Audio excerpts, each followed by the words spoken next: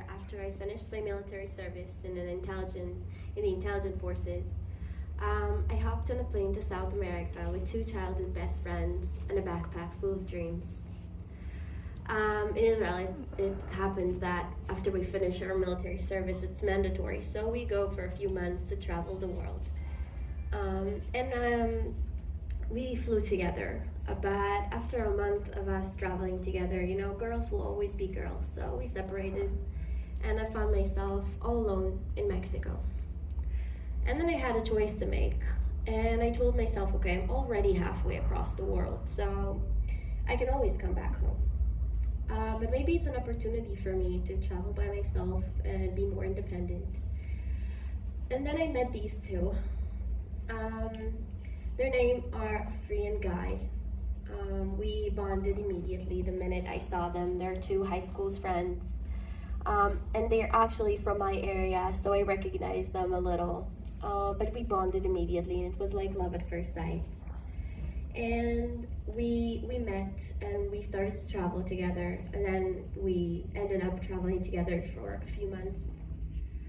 And along the way, we had more Israeli friends that we met, and we became this really close group of friends that traveled Latin America together. And we came back home at May 2023. And it was a few months of working and partying and going to the beach and having fun. I knew that on October 8th, I'm supposed to start my first year as in university as a computer science student. So a month before the Nova Festival, they called me. And they said, look, there's this party and we should go and it's going to be crazy and all of our friends want to go. And I said, yeah, let's do it. Because for me, this weekend was just one last chance to be carefree and have fun with all my friends from South America right before I need to be this really serious student. So on the day of October 6th, that morning I woke up and I had this really weird feeling. And I felt that something was wrong, but I couldn't put my finger on what really was wrong. And I tried to excuse it by saying that I might be nervous and it's excitement from the party and all the friends that I didn't see for a long time. But this feeling never went away. So that night, my friends came to pick me up around 10 at night. And we drove to the party. And we got there around 12 a.m. And we were one of the first people who got there, but it was already packed with hundreds of people. And they were the most beautiful people I've ever seen. And the energy at the Nova Festival was something I never saw before. And I traveled South America, so I was in parties in Colombia and Mexico and Panama and really everywhere. But I've never seen something so beautiful as this. And we got to the party and we had fun. I remember when we got there, the guys took everything that we had in our car, the chairs and the tents and everything, and they tried to find the best spot for our chill out spot. So whenever we're not dancing, we'll have a place to sit and relax and talk. And they tried to calculate where the sun will be in the morning, so we will have shade. And we were so excited. So we danced for hours in really endless love. And around 6 in the morning, Free and Guy and I, we just decided to catch a breath a little and go to our chill out spot. And I remember us laughing and having fun. So at 6:28 a.m. that morning, the Nova site looked like a dream I never wanted to wake up from. And I never knew a minute could change so much, but it did. So in 6:29 that morning, the DJ said on the microphone, "Red alert, you need to lie down." And we did that. We looked at each other really surprised, but we lay down on the floor with our hands on our heads and we laughed. Because it was really funny, why would that happen to us? And it's not, unfortunately, it's not unusual that in Israel we have red alert, so we didn't think it's something crazy. And we really believed that 5 minutes later we're gonna go back to dance. But a minute passed and then another. And then the DJ said on the microphone, the party's over, you have to evacuate. So that's what we did. We started to grab our stuff, and in that picture, that's how the Nova site looked like at 6:45 that morning. It was packed with people. Everyone wanted to go. Some were still sitting on the floor, really shocked or indifferent to the situation. Some were screaming and running and looking for their friends. And we were just wanted to go back to our car and get out of there. But as you can see here, there were almost 4,000 people in that party, and almost everyone got there with cars. So the parking lot was packed with cars. And I went to the car with my friends that I got there with, and Omri, the driver, he told me, look at all these people. There's gonna be a huge traffic jam, and we should just wait it out until it will relax a bit. But that feeling I had from Friday morning, it just intensified, and I couldn't let that go. So I started to fight him about it and tell him, no, we have to leave in 15 minutes, and we're out of this danger zone. And I really didn't know if it's gonna be 15 minutes or 30. I'm not good at geography, but I just said, okay, let's go with the lie and hope I'm right. So we got into the car and we started slowly driving towards the exit from the parking lot. And while we drove slowly, I looked at my phone and I realized I have no photos from the party. I had so much fun and my phone was in my bag, so I had no photos. So I told the guys, look, we're already like barely driving, so let's just take a picture. So that picture was taken around 7:15 that morning. We still had no idea what was coming to us. It was a very innocent moment. And this photo was taken at 7:30 in the morning, where I still didn't know anything that's going to happen that day. So we got to the main road only at 7:30, around 7:30 that morning. And as you can see in these pictures, there was no way going anywhere because the traffics were already crazy and we couldn't go left or right. So we just waited on the side of the road. And there was another red alert. So we sat on the ground with our hands on our heads. But then we started to hear like so many gunshots. And at first we didn't realize what it was. So we just rose up. And then my friend called me a freeze. She said, oh my God, someone shot my car.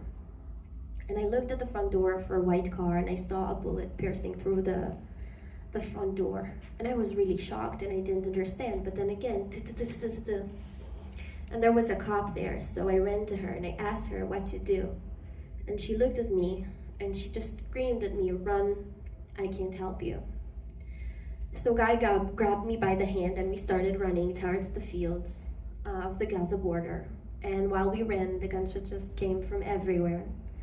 And I remember hearing the whistles of the bullets in my ears and between my legs, and the only thing Guy told me was, just don't look back. You can't look back, because people were falling and screaming, and he just didn't want me to see any of that. So we ran like crazy. And while we ran, there was a lot of people there, and so chaotic, and really people screamed to go that way or run in zigzags because the terrorists are there. And at some point, around 30 minutes after Guy and I started to run together, I realized that I'm all alone. I looked to my right and to my left and backward, and I saw he was no longer there. So I had a decision to make in that moment, and I needed to continue to run. And I truly believed, I really promised to myself that Guy is going to be okay, but this is not the time to start looking for him. So I continued to run on my own, alone in the fields of the Gaza border with thousands of terrorists around. And a few minutes after I ran on my own, I saw 3 guys from the party. I didn't know them. They were sitting under a tree, really like a biblical scene. And I ran towards them and I sat next to them on the floor, and the first thing I told them was, where is Guy? And they looked at me like I was some alien. They didn't understand what I want from them. They started asking me questions like, who are you, what's your name, what are you doing here, and I answered. But then one of them, he put his hand on my shoulder and he looked me in the eyes and he said, you're with us now, it's going to be okay. And I had zero reason to believe him, but there was something very calm in the way he said that. So I trusted him. And the guys, they were all from combat units in the army, so they knew the area better than I did. And one of them, his older brother, was still an officer, so he sent us a location of somewhere in the fields, and he asked us to just go there. And he said that it's going to be a safe place to hide. So that's what we did. We ran for 3 hours, and on that way, we had no water. So on the way, we found 2 more guys, very shocked, very panicked, hiding inside a bush. And when they saw us, they came to us. And we didn't care who they were, what's their names, what happened to them. The only thing we asked after 2 hours of running together was, do you have water? And I remember them thinking for like a split second before they gave us the bottle of water, because I knew they knew it was their last bottle of water. And they had something like this, and it was already half empty, and they gave it to me. And they said, you can finish it. And I really, really wanted to finish it, but I knew there are 5 more people here with me, so I drank, and I gave them the water. And that's how we became 6 people, me and 5 more guys.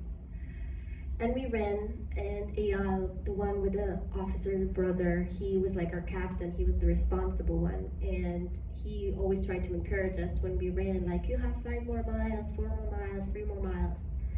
And when we got to about 1 mile away from the location his brother sent, we saw a concrete building, abandoned, in the middle of an open field, no bushes, no trees around. And the first thing I said when I saw that building was, no.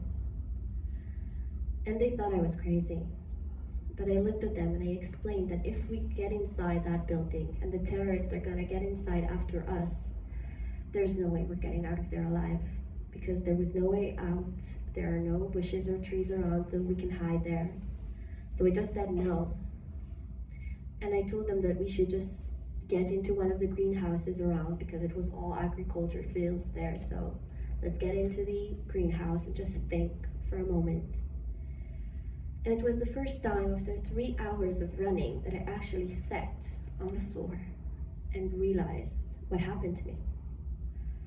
And then it all came down, and I was thinking to myself that I'm all alone with these 5 guys I don't know, running from terrorists.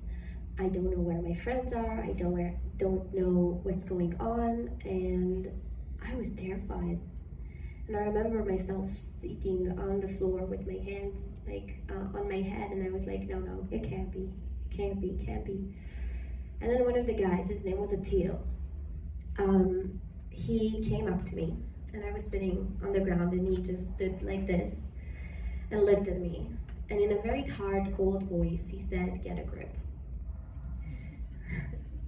He didn't try to cuddle me, he didn't try to be nice, he didn't hug me, he didn't do anything. He just said, get a grip. Because it wasn't the time to feel sorry for myself or try to think about everything that happened. He just said, get a grip, because we need to save our lives right now. There's no one that's coming for us.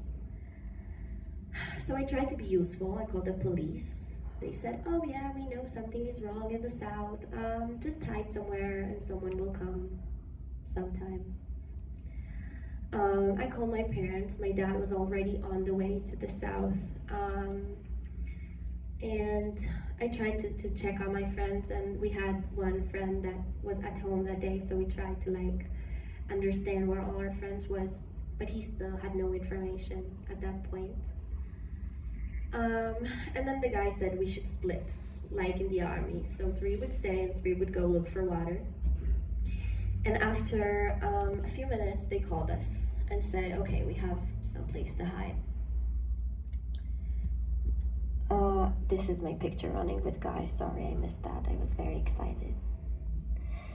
Okay, this is how we got here. This was a farm where the Thai workers that worked in the field This is where they slept. It has some trailers and stuff.